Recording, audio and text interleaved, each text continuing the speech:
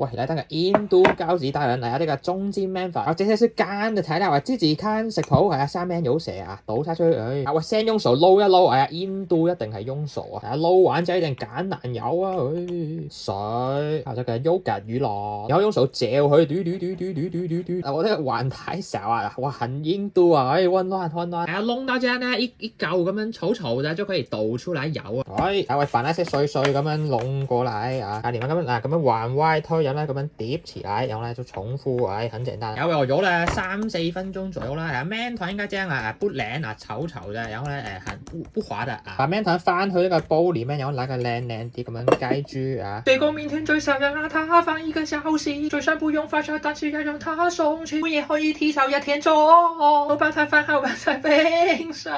我鬆了2個小時左右，現在就切開它，我把它切開6到8份係冇所謂啊，不用太準啊，隨便就 OK。現在把它弄完，嗱，把這些 bang 咁樣捏埋一嚿，咁樣轉個圈，咁樣就呢個樣先啦。然後很簡單，把它碌平就 OK 啊。如果太黏就加點麵粉啦。